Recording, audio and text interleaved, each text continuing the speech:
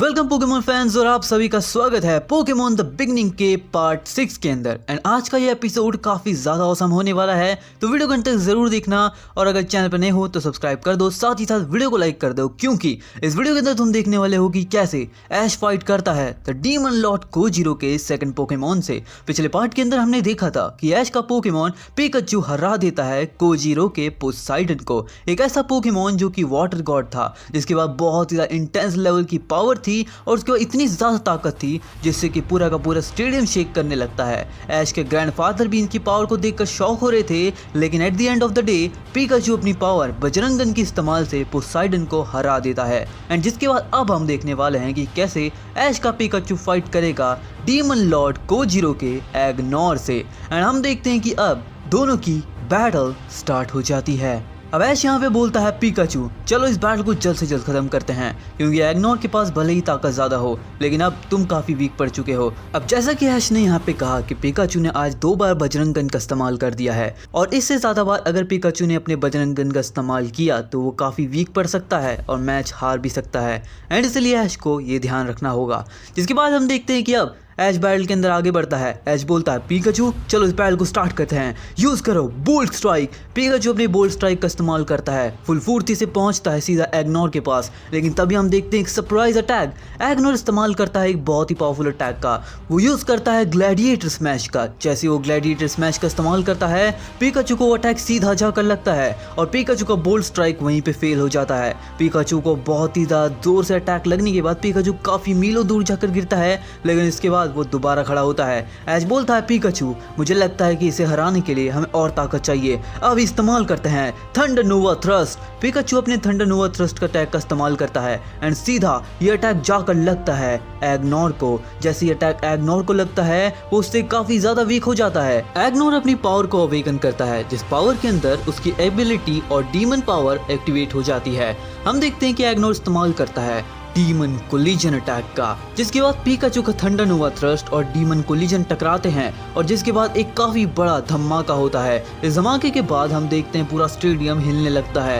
ये देखकर supreme Lord और ऐश के ग्रैंडफादर बोलते हैं लगता है ये बैटल और ज्यादा इंटेंस होने वाली है। ऐश और कोजीरो दोनों ही अपनी पूरी पावर लगा रहे हैं और उनके पोकेमॉन भी हार नहीं मानना चाहते हैं। लगता नहीं कि ये बैटल आसानी से खत्म होने वाली है। हम देखते हैं कि अब ऐश बोलता है पिकाचू चलो यूज करते हैं एक और बार अपने अटैक का, यूज करो thunder demon thunder dragon iron fist. And जिसके बाद हम देखते हैं कि ऐश का Pikachu thunder demon thunder dragon and fist का इस्तेमाल कर देता है, जिसके काउंटर के अंदर यहाँ पे एग्नोर इस्तेमाल करता है अपने अटैक का। वो यूज करता है एक ऐसी एबिलिटी का जिसके बाद उसकी पावर एक इंसेन लेवल पे पहुंच जाती है। वो यूज करता है शैडो ड्रैगन आयरन फिस्ट का।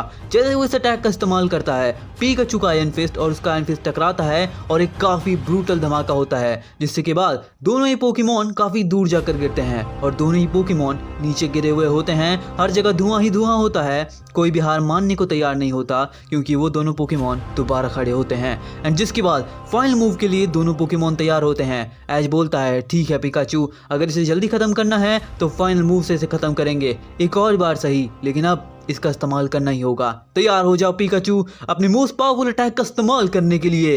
एंड तभी हम देखते हैं कि यहाँ पे कोजीरो भी अपने एग्नोर को बोलता है अगर पिकाचू इसको एंड करना चाहता है तो क्यों ना हम भी इसे एंड करें। एग्नोर तैयार हो जाओ अपनी मोस्ट पावरफुल अटैक का इस्तेमाल करने के लिए। इस्तेमाल करते हैं अपने मोस्ट पावरफुल एक बहुत ही पावरफुल अटैक का, जिसका इस्तेमाल करने के बाद इस वर्ल्ड को भी हम शेक कर सकते हैं। यूज करो dark world destruction.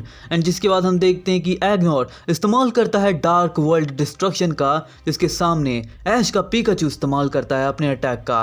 Pikachu use करता है बजरंग गन एंड जिसके बाद दोनों अटैक टकराते हैं। एक इंटेंस लेवल का धमाका होता है। दोनों ही पोकेमॉन बहुत ही ब्रूटली और बहुत ज़्यादा तेज से जाकर भिड़ते हैं दीवारों से और हर जगह धुआं ही धुआं हो जाता है। इस फॉग के हटने के बाद हम देखते हैं कि दोनों ही पोकेमॉन्स नीचे गिरे हुए होते हैं, यानी कि इस राउंड का विनर कोई नहीं होता क्योंकि ये मैच ड्रॉ हो जाता है।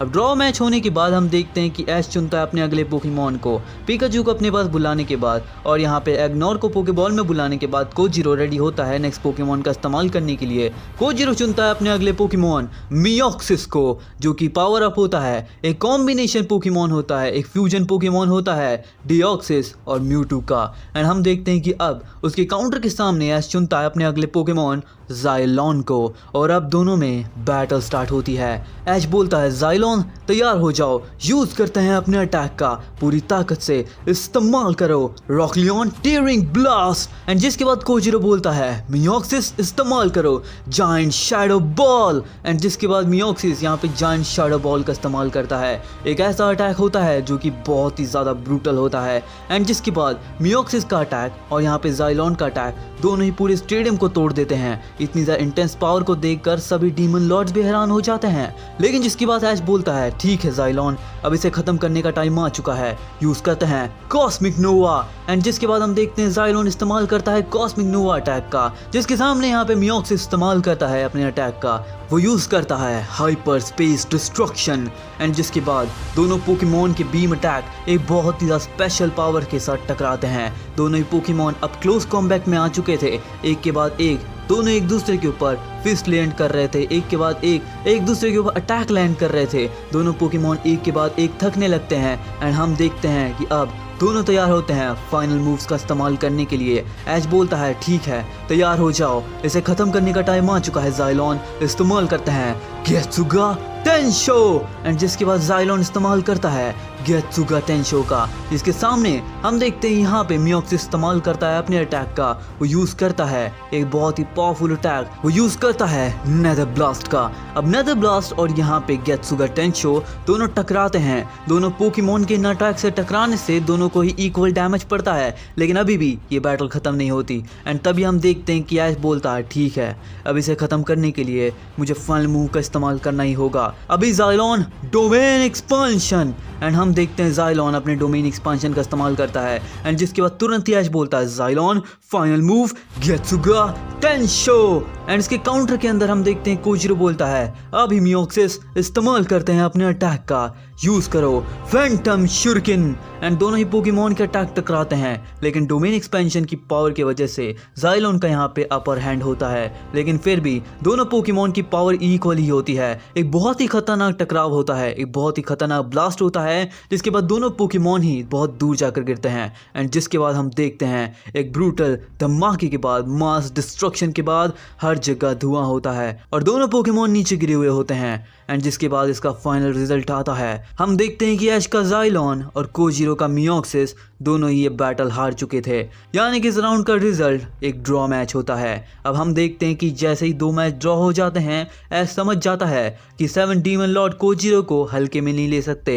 एंड इसलिए ऐश चुनता है अपने अगले Pokemon the legendary the infinity god सेंट्रोपियन को। एंड जिसके सामने कोजीरो चुनता है अपने अगले पोकेमॉन, एक ऐसा पोकेमॉन जो कि बहुत ज़्यादा पावरफुल है, वो चुनता है डार्क नाइट को। एंड जिसके बाद डार्क नाइट वर्सेस सेंट्रोपियन के अंदर एक इन्फिनिटी बैटल सुप्रीम लेवल के अंदर बैटल स्टार्ट हो जाती है।